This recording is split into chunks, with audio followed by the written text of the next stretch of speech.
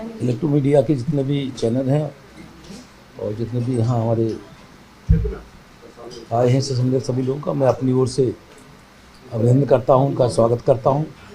और विशेष रूप से चूँकि मैं भी कोई दूर दराज का नहीं हूँ, मैं ही कानपुर से पड़ोस में जनपद जालौन है और कानपुर देहात हमारा लोकसभा क्षेत्र है, इसलिए मैं इसी परिवार से हूँ और यहीं का रहने वाला हूँ।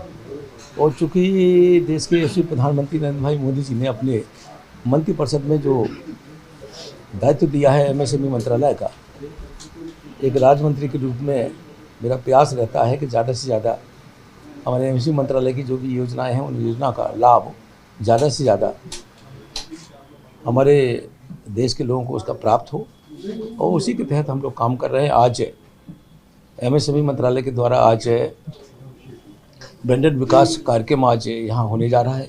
उसमें बैंक भी आई हैं, पीसीओएस भी आए हैं, अन्य लोग आए हैं जिनके और यहाँ स्टॉल भी लगे हुए हैं। सब ने अपने अलग अलग स्टॉल लगाए हैं। आज उसी के उद्घाटन के साथ हम लोग यहाँ आए हैं और सभी साथ मिल के जो वेंडर्स वगैरह होंगे उन्हें भी बुला के ज़्यादा से ज़्यादा उन्हें कैसे लाभ मिल सके इसके बारे में बताने के लिए ये सारे कार्यक्रम किए जा रहे हैं। उसी के तारतम्य में आज मैं यहाँ आया हूँ।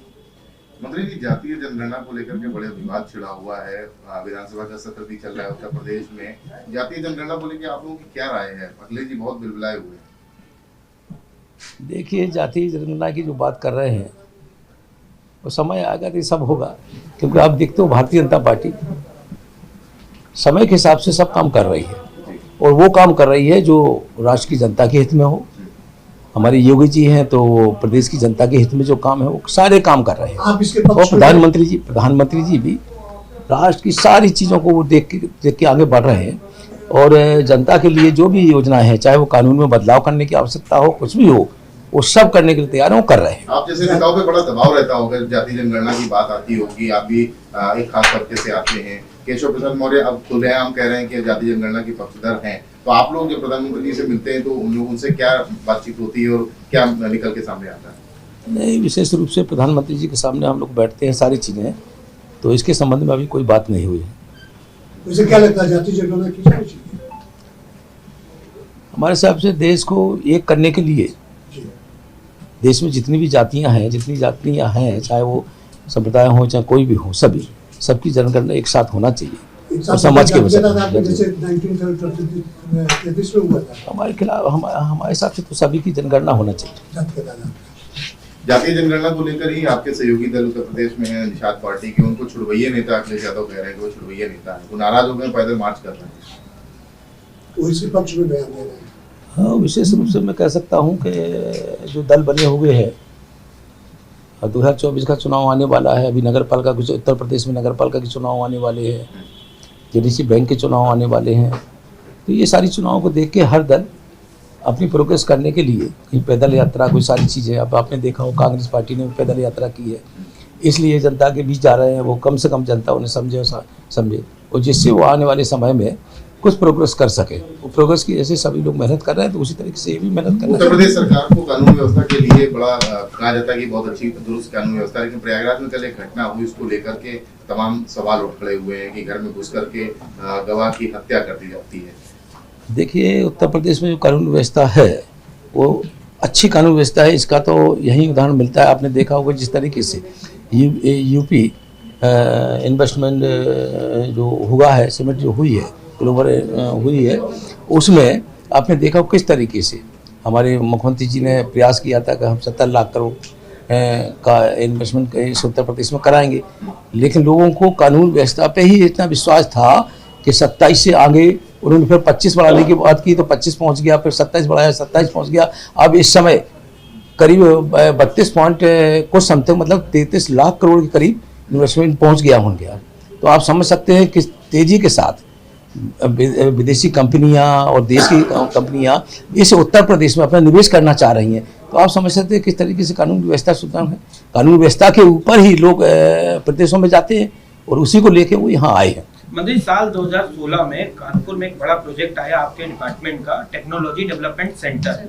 आज तक वो शुरू नहीं हो सका। एमएसएमई अफसरों का ये हाल है कि वो उसको देखने तक नहीं जाते। सितंबर में वहां पर रिक्रूटमेंट के विज्ञापन निकालता है आपका मंत्रालय, अक्टूबर तक उसको पूरा करने की बात कही जाती, आज तक वहां रिक्रूटमेंट नहीं हुए।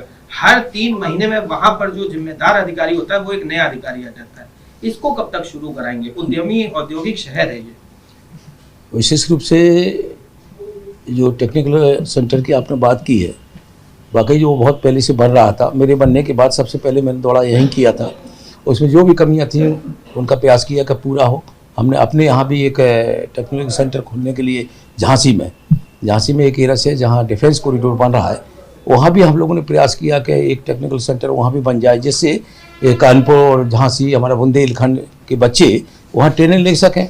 और वहाँ भी उत्तर प्रदेश गवर्नमेंट से हम लोगों ने जगह मांगी थी, तो 20 एकड़ जगह उन्होंने उसी डिफेंस कॉरिडोर में उत्तर प्रदेश गवर्नमेंट ने दे दी है। कैबिनेट में पास हो गया, हम लोग के पास आ गया। और ठीक है, जितने जल्दी हो उतने जल्दी वहाँ भी बनवाएंगे। और ये तो हम लोग बराबर जब भी आते हैं तब भी दौड़ा करते हैं और देखते हैं कि इसमें जो कमियाँ हो वो ठीक जल्दी हो, उसका उद्घाटन करा के हम लोग चलते हैं। है अभी कहाँ तक कब तक शुरू हो, कुछ आइडिया तो होगा? इतनी बार आप आए भी नहीं, निरीक्षण में आ रहे हैं। उसमें अभी कुछ टीचर्सों के लिए वैकेंसी निकाली गई थी और उसमें इंटरव्यू वगैरह होना था और हुए होंगे।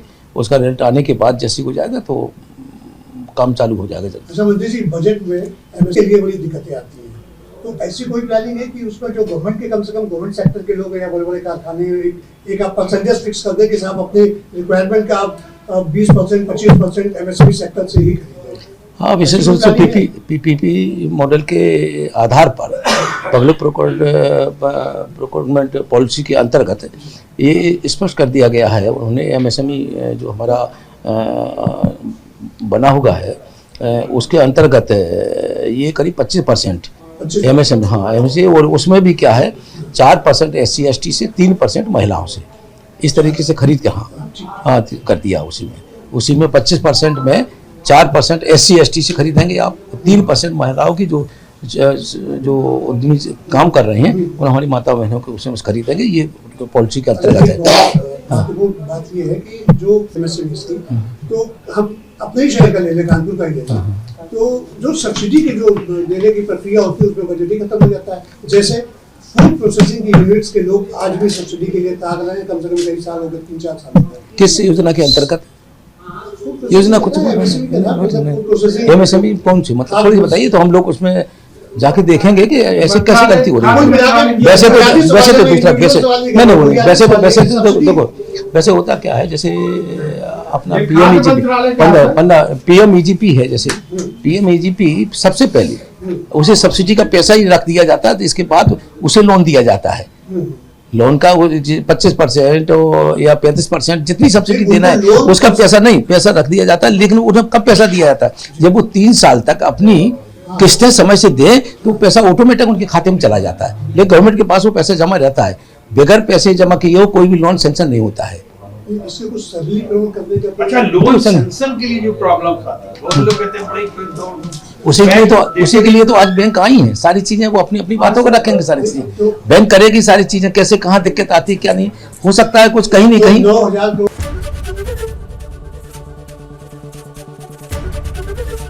एबीपी गंगा, खबर आपकी, जुबान आपकी।